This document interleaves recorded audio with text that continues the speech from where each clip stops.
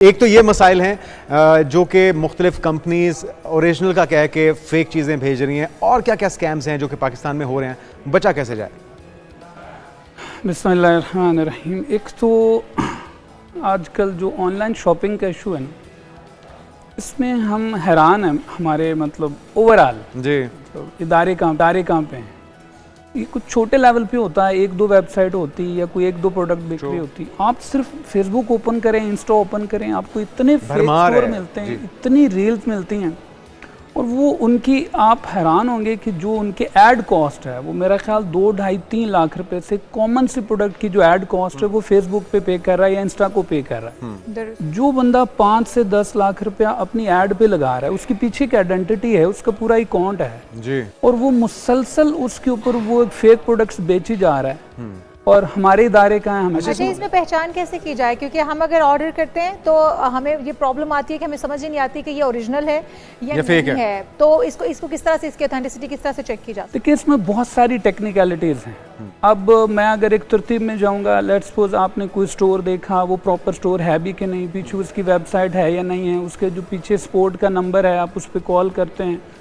Normally वो हमें cash करते हैं, थोड़ा सा कॉस्ट और प्रोडक्ट और उसकी जो आजकल अपीयरेंस है, बाहर की प्रोडक्ट दिखा देंगे।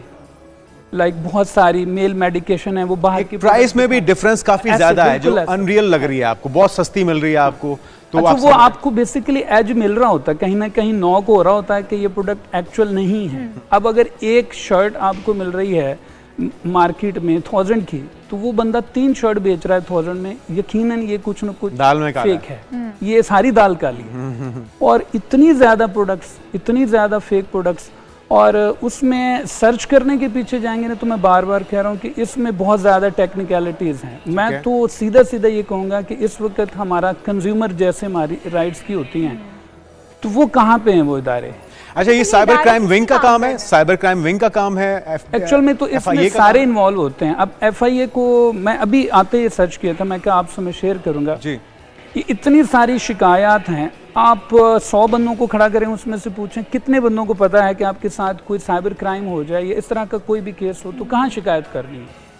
इस चीज़ को वो कैश कर रहा है ऑनलाइन फ्रॉड, या कि उसको पता है कि जब मैं ऑनलाइन फ्रॉड करके निकल जाऊंगा, किसी को पता भी होना मैंने शिकायत कहाँ लगा। अगर आपको पता भी है तो यहाँ पे पाकिस्तान के अंदर कंप्लेन करना, फिर उसका फॉलो अप करना बहुत मुश्किल प्रोसीजर है। हर बंदा परेशान हो जाता है कि चंद हज़ार, 10,000, 15,000 की भी अमाउंट है, वो इसको छोड़ना ही मुनासिब समझता है, बजाय इसके कि वो कॉल करे और कहीं पर जाके पता करे कि जी मुझे किसको शिकायत करनी है, मुझे कंज्यूमर राइट्स में जाना है, मुझे ये FIA जाना है। अच्छा, आप किसी भी कॉमन SHO के पास चले जाएं जो आपके करीबी होगा, वो कहेगा ये मेरा केस नहीं है, आप FIA जाएं। अच्छा, अभी टेमो पे हम बड़ा सुन रहे हैं, ऑनलाइन कार्ड के हवाले से बड़े मसाइल चल रहे हैं। आप अपनी इंफॉर्मेशन देते हैं उन वेबसाइट्स को, उसके बाद आपके अकाउंट का सफाया हो जाता है। तो इस तरह की इंटरनेशनल चेन्स भी अगर इस मामले को नहीं टैकल कर पा, मैंने जैसे पहले कहा है ना कि अगर हर बंदा इंडिविजुअली चाहेगा कि वो इस चीज़ को कंट्रोल कर ले, नहीं कर सकता है। इंडिविजुअली तो एक ही काम है, आप जैसे इस तरह से प्रोग्राम होते रहें, लोगों को इन्फॉर्मेशन मिलती रहे, ताकि वो थोड़ा क्यूरियस हो जाए, और हुकूमत भी जरा यस ऑफ कोर्स। अब इसमें स्पेशली ये है कि जब आप फाइनेंशियली ट्रांजैक्शन कर रहे हैं तो आप अमाउंट दे रहे हो, भाई खुदा का खौफ करो, थोड़ा सा क्यूरियस हो जाओ। कुछ भी आप किसी भी वेबसाइट पे इंफॉर्मेशन दे देते हो, और उस 1 मिनट अगर दें। इससे जो ज़्यादा खतरनाक आजकल चल रहा है वो आपकी फेक कॉल्स के ऊपर, जो अपनी बैंक डिटेल्स देके लोग अपनी पूरी बैंक अकाउंट्स खाली करवाएं। 10 लाख पड़ा है, 15 लाख पड़ा है, किसी फीमेल की कॉल आ गई, वो बेसिक सी कॉल होती है जिसको हम नॉर्मली कहते हैं ये सोशल अटैक हुआ, आपको बताया गया जी आपकी ट्रांजैक्शन होने लगी थी, तो वो क्या आपने की है, ये कोई 1 लाख की ट्रांजैक्शन, या तो ये थोड़ी सी सस्पिशियस थी, या मालूमात नहीं देनी। अच्छा, वो इतनी एग्जैक्ट कॉल करेंगे, आप हैरान होंगे।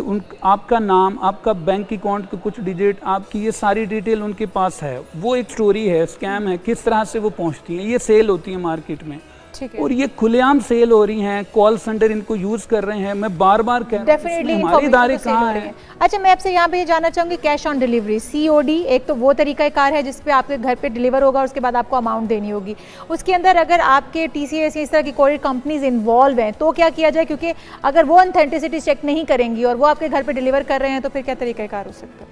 कुछ मेरे घर आके कोई चीज़ दे गया, मेरे पास ये राइट्स नहीं है कि मैं उसको ओपन करके देख सकता हूँ। मीन्स मैंने एक फ्रेम मंगवाया, अच्छा मैं खुद एक दफ़ा एक इस्लामिक सिर्फ फ्रेम, कीजिएगा, हमें जी उस प्लीज, तरफ जाना। इस्लामिक फ्रेम मैंने मंगवा लिया, मैं उसको जब चेक ही नहीं कर सकता, मुझे पता था वो 6 फीट का ये था, वो option मेरे सामने सबसे 1 पहले- फीट की चीज़ लाया है, मैं फिर भी पेमेंट करूंगा तो लूंगा, मेरे पास राइट्स ही नहीं कि उसको मैं देख। Thank you so much Fayaz Ahmed Khan Sahab हमारे साथ मौजूद थे और अपने पार्सल को खोलिए, तसल्ली कीजिए, फिर पेमेंट कीजिए। और इस बात- कंज्यूमर के राइट्स का आपको पता होना चाहिए कि अगर आप कोई चीज़ खरीद रहे हैं तो आपके राइट्स क्या हैं और आपको उसको किस तरह से वापस कर सकते हैं।